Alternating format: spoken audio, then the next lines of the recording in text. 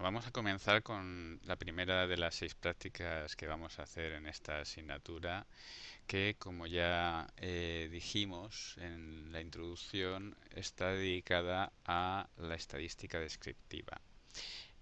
Como también comentamos en la introducción, para cada práctica tendréis un enunciado donde, por una parte, tendréis lo que es la introducción teórica a la práctica, es decir, cada concepto explicado, y un último punto en la cual explicaremos cómo utilizar el programa SPSS, que es el paquete estadístico que vamos a utilizar en estas prácticas, para resolver la práctica. Por último, siempre tendremos un punto de ejercicios, que será el enunciado que tenemos que resolver y evaluar mediante el correspondiente cuestionario. Bien, para realizar la introducción de la práctica me voy a basar en estas diapositivas que tenéis también a vuestra disposición. Veis asimismo que tenéis una serie de ficheros de datos, ¿de acuerdo? Que son datos que debéis utilizar para los correspondientes ejercicios. Es decir, los datos del ejercicio 1 se utilizan en este primer punto y los datos del ejercicio 3 se utilizan en este punto. En el ejercicio 2, en este caso, habrá que realizar la introducción de datos que tenéis en la tabla. Bien, pues tal y como hemos dicho, en esta primera práctica vamos a ver una introducción a la estadística descriptiva. La estadística descriptiva, ya lo comentamos en la introducción, es aquella parte de la estadística que se encarga de analizar y caracterizar una serie de conjuntos de datos. Eh, para poder entendernos mejor, en la estadística descriptiva vamos a utilizar una serie de conceptos y estos conceptos los vamos a definir ahora. El primer concepto es el concepto de población. Una población es el conjunto de datos que queremos estudiar. Una población puede ser individuos, por ejemplo, los alumnos de clases de prácticas de estadística, o puede ser un conjunto de objetos, es decir, pueden ser, por ejemplo, los ordenadores de la clase. Tal y como os pone en la diapositiva, las poblaciones pueden ser finitas, como estas dos que acabamos de mencionar, o pueden ser poblaciones suficientemente grandes como para que las consideremos infinitas. Por ejemplo, el número de individuos del mundo o simplemente los habitantes de un país. Consideraremos variable a cualquier cosa que queramos estudiar de esa población. Por ejemplo, si nuestra población son ordenadores, pues una variable puede ser el tipo de procesador o el tipo de sistema operativo, la cantidad de memoria RAM o el tamaño del disco duro. Cuando las poblaciones son suficientemente grandes como para considerarlas infinitas, como por ejemplo la población de un país, no tiene sentido realizar el estudio de toda la población porque nos llevaría demasiado tiempo y en ese caso lo que se hace es extraer una muestra. Esa muestra es un subconjunto de elementos de la población. Ahí tenéis una serie de ejemplos, tanto de población como de variables o de muestra. A la hora de extraer la muestra, esta tiene que ser suficientemente representativa como para que identifique claramente toda la variabilidad o toda la casuística que existe en la población. Para poner un ejemplo, si estamos haciendo una encuesta de intención de voto, pues no es lo mismo hacer la encuesta únicamente en un entorno rural, donde va a predominar un tipo de voto concreto, o hacerla en un entorno urbano, donde va a predominar otro tipo de voto concreto. Es decir, si nuestra población tiene una mezcla de entorno rural y entorno urbano, pues deberemos tratar de que la muestra sea tan mezclada como lo es nuestra población. Por supuesto, esta muestra también tendrá que tener un tamaño determinado. Es decir, la muestra no puede ser ni muy pequeña ni muy grande. Si es muy pequeña, no será lo suficientemente representativa, y si es muy grande, pues el trabajo será demasiado excesivo. ¿De acuerdo? Por tanto, una parte muy importante del trabajo que tenemos que hacer, que desafortunadamente no lo veremos en esta asignatura por cuestión de tiempo, será el trabajo de muestreo. Es decir, determinar cómo tiene que estar compuesta nuestra muestra para que sea suficientemente representativa. Ahí tenéis algunos ejemplos de variables. Por ejemplo, el número de hijos en familias con una serie de valores. ¿De acuerdo? O diámetros de agujas. En este caso, los valores pueden contener decimales. O partido al que vamos a votar en las elecciones, en el cual tomamos valores tipo texto. Bien, una de las cosas que haremos en esta primera práctica es aprender a clasificar las variables. A grosso modo, las variables se clasifican en variables de tipo medible, es decir, que toman valores cuantificables, es decir, numéricos. Dentro de esas variables medibles tendremos variables discretas, es decir, que dentro de un intervalo, el que hayamos definido, solamente son capaces de tomar una serie de valores concretos. Por ejemplo, tal y como os dice aquí, el número de hijos no puede ser 1,5 ni 1,75. Número de monitores que tenemos conectados a nuestro PC. Y variables continuas. Variables continuas son aquellas que dentro de un intervalo, recordad que el intervalo no tiene por qué ser siempre menos infinito más infinito, puede ser cualquier intervalo, puede ser 0, 1, pero dentro de ese intervalo son capaces de tomar cualquier valor del intervalo. Por ejemplo, cualquier magnitud física, tal y como os pone aquí, duración de una llamada telefónica, es la magnitud tiempo, estatura de una persona, longitud, pero cualquier magnitud física, la frecuencia, el peso, la fuerza, cualquiera de ellas serían variables de tipo continuo. Bien, las variables que no toman valores cuantificables, es decir, que no son de tipo medible, no numéricas, se consideran categóricas, las clasificamos categóricas. Dentro de esas categóricas pueden ser variables ordinales, es decir, que admiten un cierto orden entre los valores y ese orden es conocido para todo el mundo, es decir, es un orden objetivo. Por ejemplo, los valores de la nota expresados como texto, o por ejemplo los valores de la talla de ropa. La S es menor que la M es menor que la L es menor que la XL. ¿De acuerdo? Esos son variables ordinales, es decir, tienen un orden, ese orden es conocido por todo el mundo. Luego tendremos variables nominales. ¿Vale? Variables nominales son variables que a priori no tienen ningún tipo de orden. Tal y como os pone aquí, por ejemplo, PSOE, PP, Unidas Podemos, etcétera, etcétera. Fijaros que erróneamente podemos interpretar que esta es una variable de tipo ordinal, porque dices, bueno, el PSOE tiene más escaños que el PP, PP tiene más escaños que Vox, Vox tiene más escaños que Unidas Podemos. Eso es un error, ¿de acuerdo? Porque la variable en sí no es ordinal. De lo que estamos haciendo en este caso, es atribuir una segunda variable, como sería número de escaños, a la primera variable para darle ordinalidad. ¿De acuerdo? Hay que tener cuidado con esto de no hacerlo porque es un error bastante frecuente.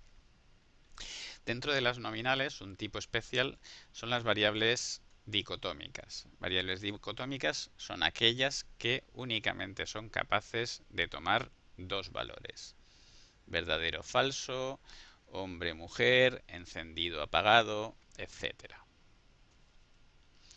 Bien, obviamente yo creo que todos sabréis que las variables de tipo numérico admiten una serie de herramientas matemáticas para su estudio. Es decir, por ejemplo, la media de la variable, el máximo, el mínimo. Pero ¿qué hacemos con aquellas variables que no son de tipo numérico? Es decir, con las variables categóricas. Bien, en este caso lo que hacemos es el estudio de las frecuencias.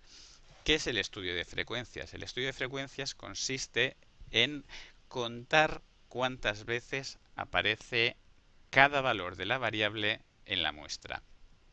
En una variable categórica, el número de valores diferentes suele ser muy reducido, con lo cual es relativamente sencillo hacer este estudio de las frecuencias. Por ejemplo, tenemos aquí una variable que es el sistema operativo, en la cual tenemos una serie de valores, evidentemente un poco desfasados, habría que actualizarlos, ¿de acuerdo? Pues el estudio de frecuencias consiste en ver cuántas veces aparece cada valor de la variable en la muestra. El valor 95 aparece una vez, el valor 98 aparece 3 veces, el variable 2000 aparece 2 veces y el valor XP aparece 4 veces. ¿De acuerdo? A este tipo de frecuencia le denominamos frecuencia absoluta. Este término es un término de estadística descriptiva. En SPSS no lo encontraréis. En SPSS este término aparecerá únicamente como frecuencia o recuento. Bien, este término suele ser engañoso, el de frecuencia absoluta o recuento, porque depende del número de valores de la muestra. No es lo mismo una frecuencia de 5 en una muestra de 10 que esa misma frecuencia de 5 en una muestra de 1000. Por tanto, se suele utilizar en su lugar otro término que es la frecuencia relativa. La frecuencia relativa es la frecuencia absoluta dividido por el tamaño de la muestra. En este caso tendríamos que la frecuencia relativa del valor 95 sería un 10%, que la frecuencia relativa del valor 98 sería un 30%, del valor 2000 un 20% y del valor XP un 40%. Obviamente la suma de las frecuencias relativas siempre nos dará 1, que es el 100%. Bien, al igual que hemos comentado que la frecuencia absoluta en SPSS se denomina frecuencia o recuento, la frecuencia relativa en SPSS la encontraremos con la denominación de porcentaje. ¿De acuerdo? Bien, pues esto son los aspectos teóricos que vamos a cubrir dentro de la práctica. ¿Cómo los vamos a cubrir? Pues haciendo un par de ejercicios con SPSS. Para ello, descargaremos los archivos y una vez los tengamos descargados, abriremos haciendo, por ejemplo, doble clic.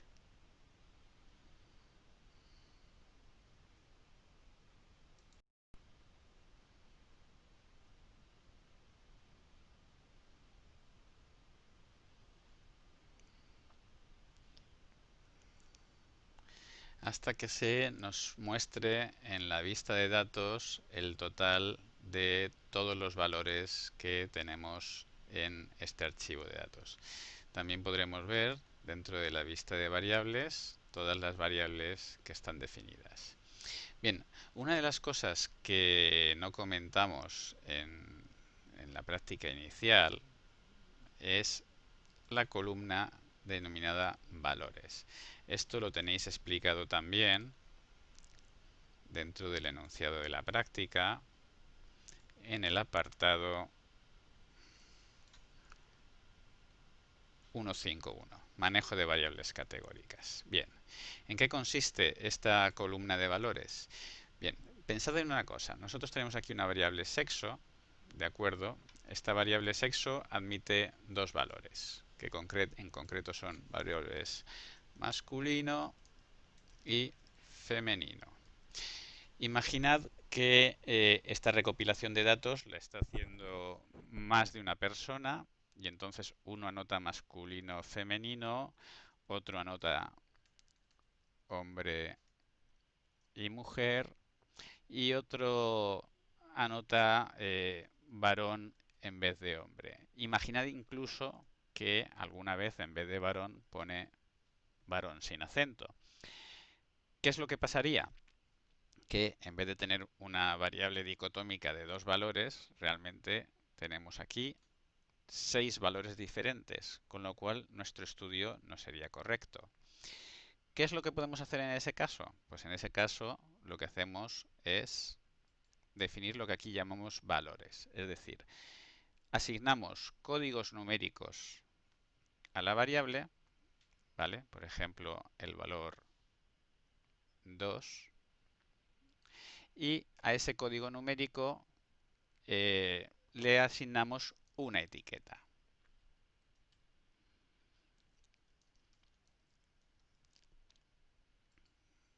¿De acuerdo? De manera que en vez de manejar directamente las etiquetas de texto, lo que hacemos es manejar los códigos numéricos. Esto tiene dos ventajas. En la vista de datos, obviamente, nos evitamos los errores, ¿de acuerdo? Porque siempre vamos a introducir el código numérico correspondiente, o el valor 0 o el valor 1, ¿de acuerdo? Igual que aquí en satisfacción. Y por otro lado, es más rápido la introducción de datos, porque yo solamente tengo que introducir un dígito en vez de introducir la palabra completa. Veis que ahora mismo estamos visualizando directamente estas etiquetas de valor. Se consigue con esta opción, ver etiquetas de valor. Si la desactivo no las veo, pero lo conveniente es tenerlas siempre activadas.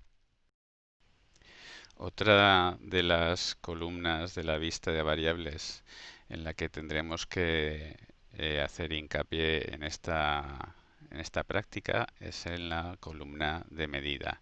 La columna de medida nos permite definir cada uno de los tipos de variable.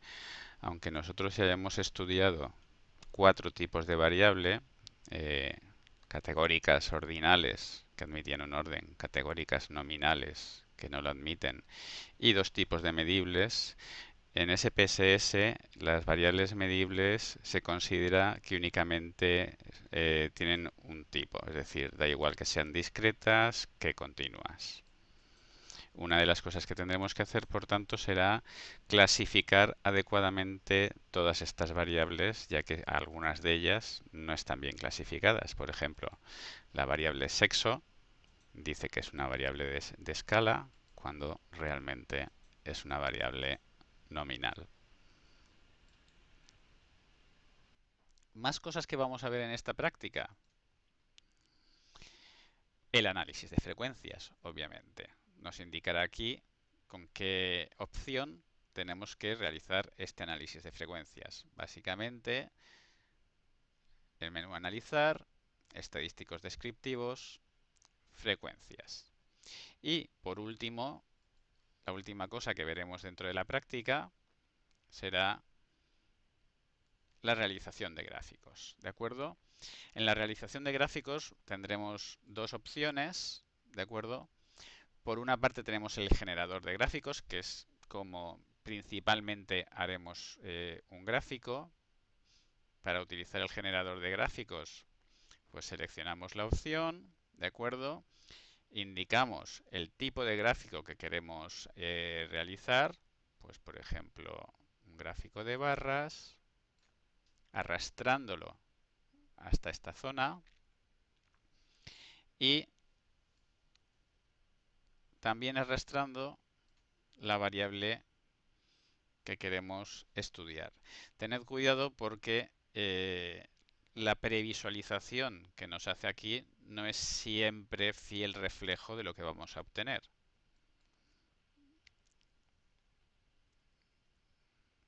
Veis que aparece una segunda ventana donde nos van mostrando muchas operaciones que estamos realizando. Esta segunda ventana es el visor de resultados y es donde se nos muestran todos los trabajos que hacemos, ¿de acuerdo? Este visor de resultados es el que tenemos que guardar siempre. Se guarda de manera separada, es decir, SPSS no almacena los dos datos a la vez, ¿de acuerdo? Es decir, por un lado tengo que guardar mis resultados y por otro lado tengo que guardar mis datos. Y esas dos operaciones tendremos que hacerlas siempre. Bien, hemos visto cómo utilizar el generador de gráficos. También tenemos una opción de cuadros de diálogos antiguos que nos servirá algunas veces cuando no podamos obtener el resultado que queremos con el generador de gráficos. Por ejemplo, en el generador de gráficos, si yo le pido que me haga un diagrama de sectores de una variable medible, vamos a utilizar el diagrama de sectores en este caso. ¿De acuerdo? Si le digo que me haga un diagrama de sectores de una variable medible, pues no me lo permite. ¿Por qué? Pues porque la teoría nos dice que estos gráficos son para variables categóricas. Bien, pues esto lo podemos solventar con estos cuadros de diálogo antiguos que tienen mayor tolerancia. ¿De acuerdo? Decimos que queremos hacer resumen para grupos de casos y elegimos la variable. Y en este caso sí que nos permitirá hacer un gráfico de sectores. Bien, un último aspecto que trata la práctica es el tema de los valores perdidos. ¿Qué son los valores perdidos? Los valores perdidos son valores que se han quedado sin definir. Pues por ejemplo porque el usuario no haya contestado o porque el encuestador no lo haya notado, etcétera, etcétera. A la hora de hacer un estudio, habrá un porcentaje que tendrá en cuenta estos valores perdidos, ¿de acuerdo? Y otro porcentaje que no lo tendrá en cuenta. Ese porcentaje que no tendrá en cuenta los valores perdidos se denomina porcentaje válido. Tendremos que distinguir entre un porcentaje total, que tendrá en cuenta estos valores perdidos, y un porcentaje válido que no los tendrá en cuenta y que será el más fiable, ¿de acuerdo? Bien, pues espero que no tengáis especiales dificultades en la realización de esta práctica y continuaremos en la práctica 2.